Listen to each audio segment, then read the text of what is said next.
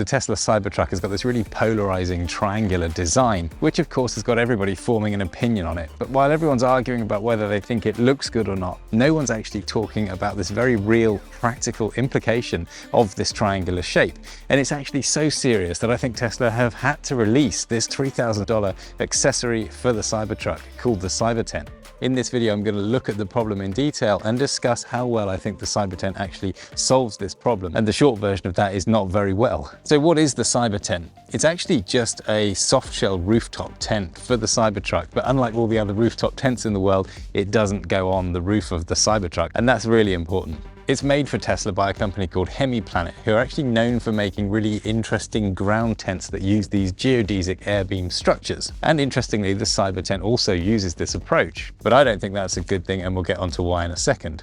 So what exactly are rooftop tents? Well, people with trucks and 4x4s like to put these things on their cars so that they can go camping and they kind of sleep on the car. And this is something over the past couple of months I've actually been doing myself, using this old budget Land Rover and a conventional rooftop tent. Now the one I've got here is actually a hard shell roof tent, and we're going to see the implications of that in a second as well.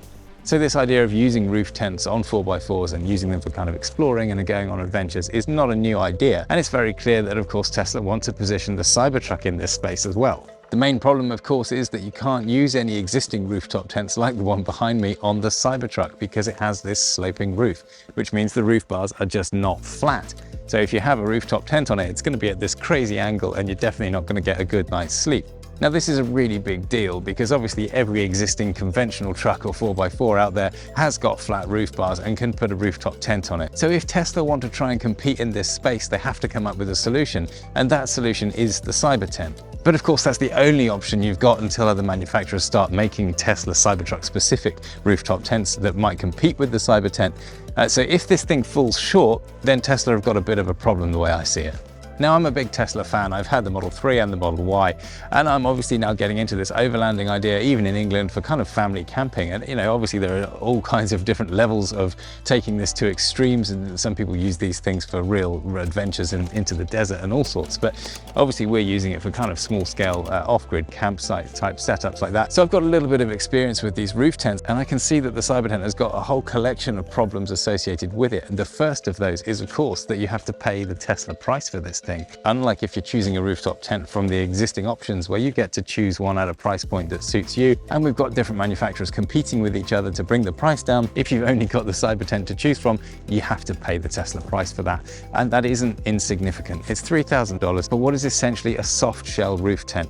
And that's quite an important distinction. So the one behind me is a hard shell roof tent, and they're normally much more expensive than soft shells. You can easily get a soft shell roof tent for under $1,000. So that makes the CyberTent look really quite expensive for what it is. Of course, if you can afford a Cybertruck, you're probably not going to be wildly concerned about paying this money for the CyberTent. But it does just go to show the significance of not being able to choose from an already existing established market space here where you can choose from competing products. For example, the hard shell roof tent that I've got on the Land Rover only actually costs $1,800 shipped to anywhere in the world, and they've got a warehouse in the US for fast shipping there, and I'm actually now personally working with them to help them get set up with a UK warehouse for fast shipping here as well. So you better get these things at this price and with fast shipping, which is really brilliant, and it does start to make the CyberTent look really very expensive. The second major problem I can see with the CyberTent is that it's stored in the cargo area of the Cybertruck. Now this is a massive problem because of course one of the main benefits of using a rooftop tent is that it keeps your cargo space free. In the Land Rover here, I've actually built a sleeping platform inside the car so that my kids can sleep inside the car while my wife and I sleep in the roof tent on the roof. That's a really cool, versatile thing to be able to do that you just can't even think about doing with the Cybertruck because the tent is actually stored in the truck bed. And this problem gets worse when you set up the tent because it actually has to fold out further into the space of the truck bed. So if you had cargo in there, you've got to take that out before you can even set the tent up. This is just a kind of crazy setup. Like, what are you going to do with all of that stuff that you take out to make space for the tent? You're going to just leave it on the floor. The bears are going to get into it. It just isn't a sensible position to be in. But the third and potentially most significant problem with the CyberTent is its general level of hassle and faffiness to actually put up and put down. Now, this is a significant problem, and I think a lot of people overlook it when they're first thinking about getting an overlander type setup. And that's because when you're using your vehicle in this way, you want to be able to drive it each day. And that means you have to put the tent up and down each day. This is obviously a potentially big problem with rooftop tents, which is why the design of them is so crucial crucial to how effective it's going to be for you. And that's why I really rate these hard shell roof tents that have a single hinge at the front, 2 levers at the back, and it just folds straight up with the bedding inside. It takes seconds to put this thing up and down. With the CyberTent, if you watch videos of people putting this thing up and down, you have to take a tarpaulin cover off it first, then it folds out into the truck bed space, and then, and this is where it gets way worse even than normal soft shell rooftop tents, which are already a big hassle because of the folding and the tarpaulin cover setup. You then have to pump up the CyberTent because of these air beam structures. Now, air beams are fine on a ground tent that you're going to leave at your pitch. I don't see a problem with that. But when you've got to pump it up at night and deflate it in the day, we've got a massive workflow problem here. So this idea of a geodesic air beam structure just isn't a very good one for a roof tent.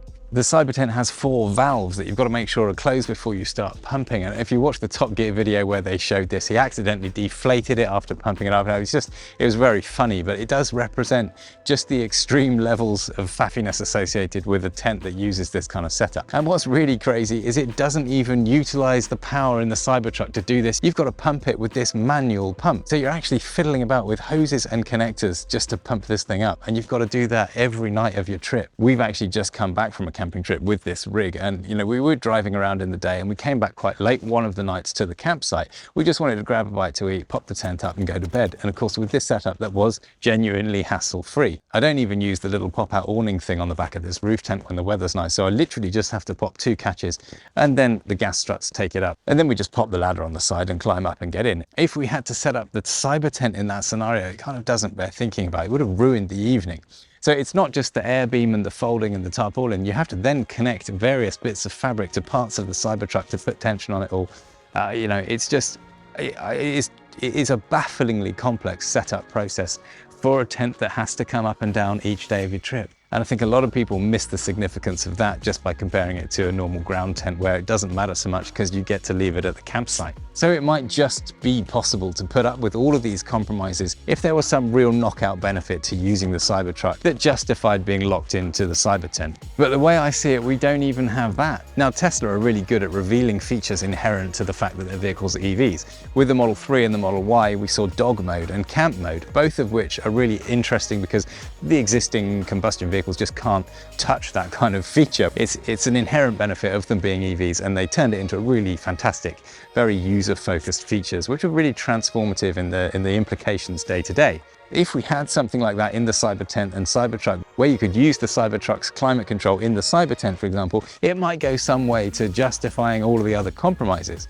But I can't think of anything like that. You can't use the Cybertruck climate control in the CyberTent. There's just no connection between the cabin and the CyberTent on the back. So I'm really left struggling to see any major justification that would make this a worthwhile process. It's such a shame because obviously the triangular design of the Cybertruck is its most defining feature, but it's also its biggest weakness in a very real practical sense. So it leaves us with this strange paradox. On the one hand, Tesla have made the CyberTent as a way of really trying to position the Cybertruck as a viable overlander vehicle.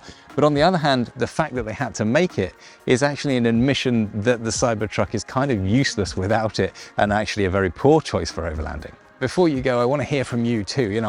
Have I missed some amazing benefit of using the Cybertruck for overlanding with the CyberTent? Is there some knockout feature that I've overlooked? I'd love to hear about it. Also, many thanks to members of this channel. It really helps. The YouTube algorithm is a bit of a battle sometimes because I cover so many topics. It sort of punishes me for going into too much detail in any one niche. So I have to now work to keep these videos very broad in appeal. So what I'm hoping to do is keep making the niche stuff, but I'm going to make it for members only. So you can pay a few quid for a month's access to that and catch up on all of the niche content that itself doesn't actually have broad enough appeal to work with the algorithm. If you enjoyed this video, you should watch this one next, where I look in detail at the Land Rover build, all of the kit and the gear that I've put in it. There's some really cool ideas in there. It's been a really fun project. I guarantee there'll be something new in there for you. Definitely worth a watch, and I'll see you there.